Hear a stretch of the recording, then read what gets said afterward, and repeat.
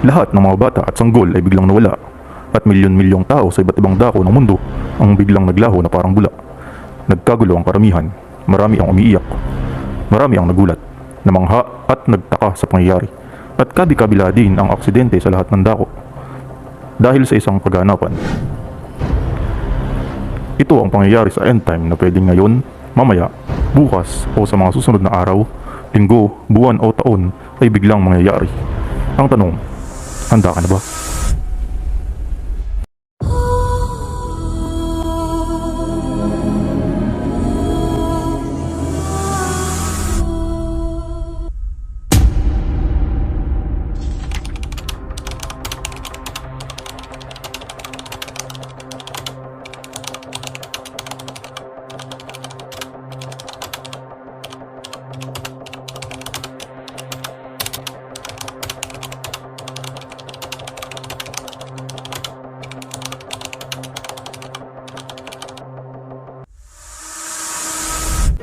Napag-usapan nga natin sa aking nakaraang video patungkol sa wakas ng mundo na tayo ay nabubuhay na sa mga huling araw.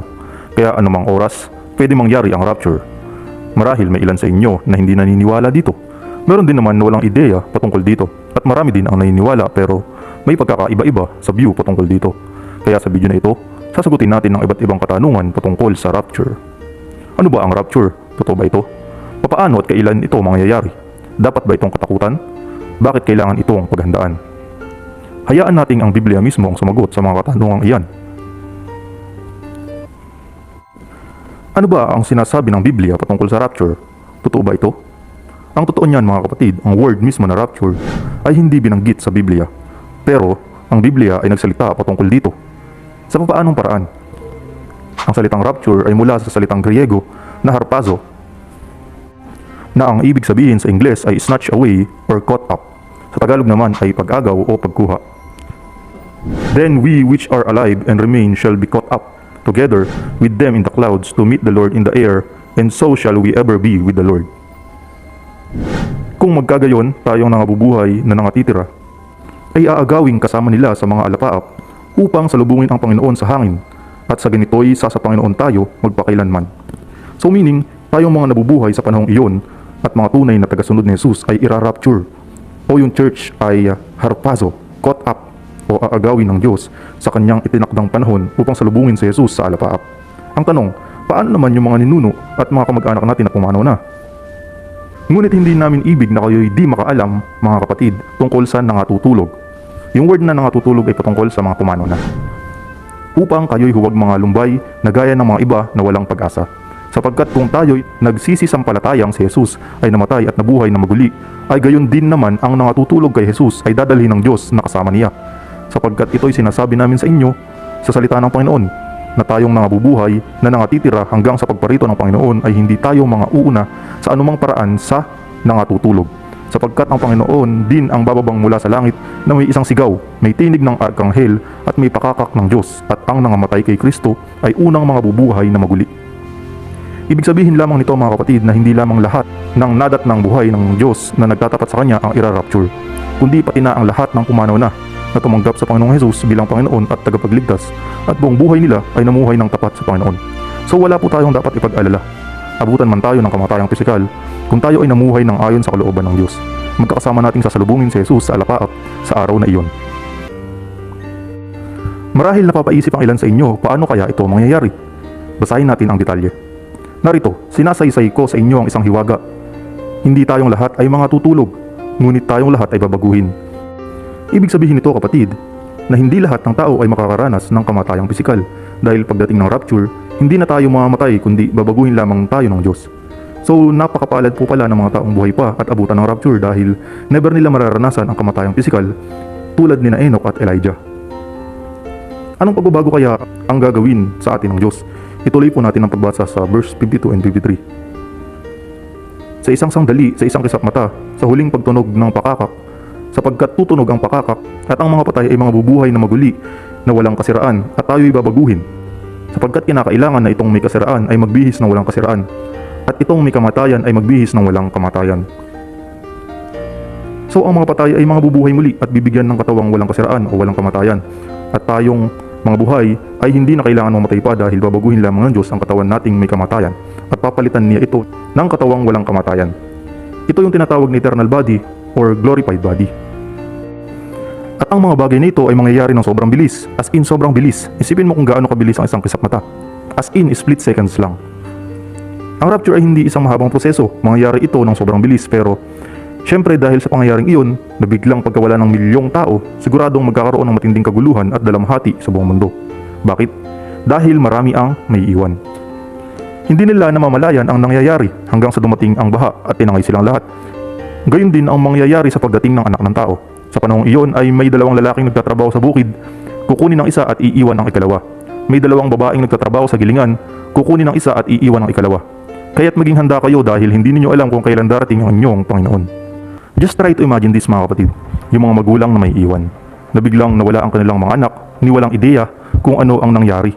Imaginein mo din yung mga taong biglang nawala na nagmamaneho ng mga pampasaherong sasakyan or eroplano. Diba siguradong kabi-kabila ang aksidente at siguradong sobrang dami ang mamamatay sa oras na iyon. Siguradong sa oras na iyon ay punong-puno ng pagkagulat at iyakan sa lahat ng dako. Ang tanong, iba pa ba ito sa second coming? Mga kapatid, huwag po tayong malito dahil ang rapture ay iba pa sa second coming of Christ. Dahil ang rapture ay kailangan munang mangyari bago ang second coming. At saka sa second coming darating si Jesus, hindi upang salubungin natin siya sa mga alapaap. Doon ay bababa siya sa lugar kung saan siya umakyat patungong langit. Iyon ay sa bundok ng Olibo sa Israel upang magbigay ng hatol sa mga tao at sa dyablo. Pagkatapos, makikipaglaban ang Panginoon laban sa mga bansang iyon. Katulad ng ginawa niyang pakikidigma noon. Sa araw na iyon, tatayo siya sa bundok ng mga Olibo sa silangan ng Jerusalem. Mahati ang bundok na ito mula sa silangan hanggang sa kanluran. Ang kalahati ng bundok ay lilipat pahilaga at ang kalahati naman ay lilipat patimog. At magiging malawak na lambak ang gitna nito. Pero malamang mapapaisip ka ngayon, bakit kaya kailangan muna tayong kuhanin ng Diyos before ang second coming? Ano kaya ang purpose nito? Ito ay walang iba kundi dahil sa tribulation. Bakit kaya? Ano ba ang tribulation? Ayon mismo sa ating Panginoong Hesus, ito ay ang pinakamatinding paghihirap na mararanasan ng tao sa mundo. Hindi ito maikukumpara sa lahat ng hirap na napagdaanan na ng lahat ng nagdaang henerasyon. At wala nang darating pa na mas hihigit pa dito. Try to imagine kung gaanong hirap ang naghihintay sa mga tao sa panahong iyon. Higit pa sa mga sakit, gutom, digmaan, at mga sakuna na nangyayari sa kasaysayan. At ang tribulation ay mangyayari pagkatapos ng rapture at bago mangyari ang second coming of Christ. Sapagkat sa mga panahong iyon makakaranas ang mga tao ng napakatinding kapighatian na hindi pa nararanasan mula nang likhain ang mundo hanggang ngayon. At wala nang mangyayari pang ganoon kahit kailan. So ibig sabihin ang pangyayaring ito ay sobrang kakilakilabot at ito ay mararanasan ng lahat ng tao sa buong mundo na hindi makakasama sa rapture.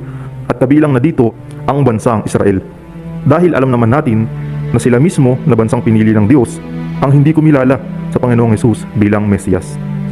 Ang tribulation ang dahilan kung bakit tayo kukuhanin ng Diyos dahil ayaw niya na maranasan ng kaniyang mga anak ang galit ng Diyos na darating.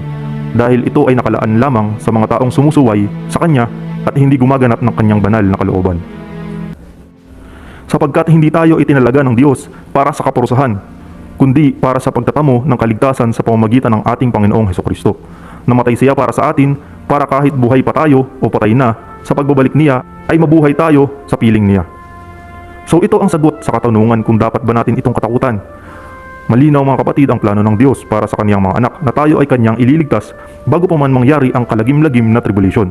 Kaya mga kapatid, wala tayong dapat ikatakot sa mga bagay nito. At ito rin ang kasagutan sa tanong na bakit kailangan natin itong paghandaan. Dahil ito ang ating pag-asa. Ito ang pag-asa ng bawat sumasampalataya sa Panginoong Hesus at maging ng lahat ng mga pumanaw na gumawa ng kaniyang banal na kalooban. Habang hinihintay natin ang napakagandang pag-asa na walang iba kundi ang maluwalhating pagbabalik ng ating dakilang Diyos at tagapagligtas na si Hesukristo. Darating ang matinding kahirapan sa buong mundo na susubok sa mga tao. Ngunit dahil sinunod ninyo ang utos ko na magtiis, ililigtas ko kayo sa panahong iyon. Ito din ang dahilan mga kapatid kaya naniniwala ako na ang rapture ay mangyayari before tribulation. May mga paniniwala po kasi na ang rapture ay mangyayari sa kalagitnaan ng tribulation. At may paniniwala din na ito ay mangyayari pagkatapos ng tribulation. Meaning, hahayaan daw ng Diyos na maranasan natin ang kakilakilabot na pangyayaring iyon.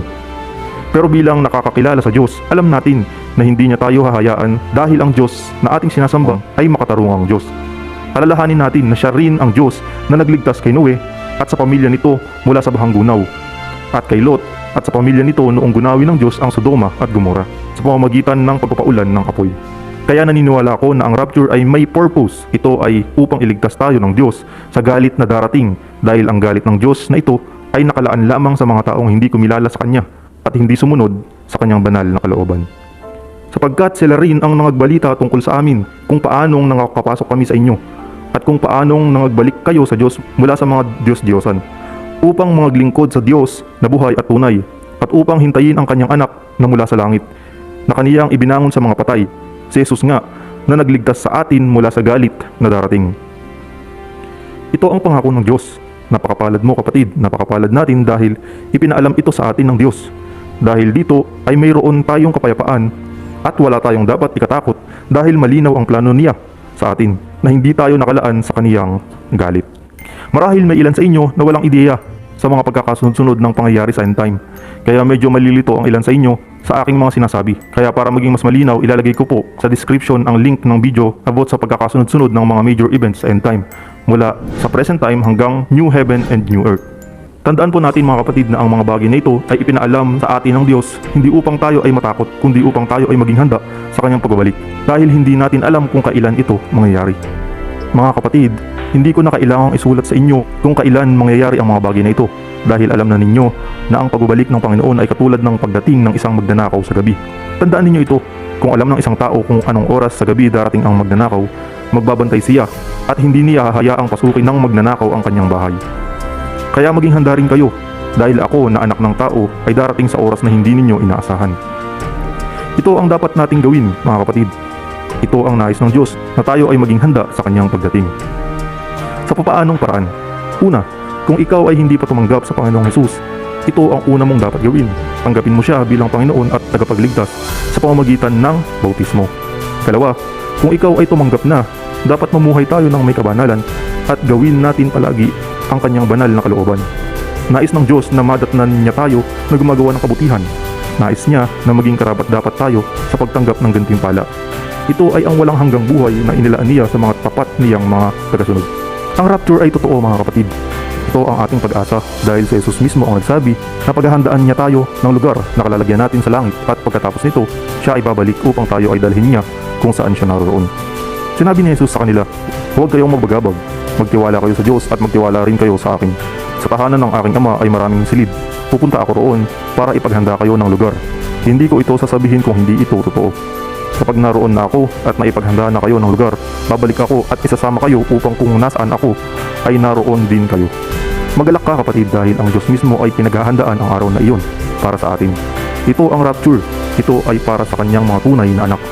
Ito ang ating tunay na tahanan mga kapatid. Ito ang ating tahanan sa langit, kapiling ang Diyos na pinakamakapangyarihan sa lahat. Kaya habang may pagkakataon pa tayo mga kapatid, mamuhay na tayo ng ayon sa Kanyang banal na kalooban. Huwag natin hayaan na mismong mga kapamilya, kamag-anak at mga kaibigan natin ang maiwan sa rapture. Ipahayag natin ito sa lahat. Ito ang mabuting balita ng Diyos. Ito ang Kanyang plano para sa atin. Ito ay ang rapture. Ang tanong, handa ka na ba?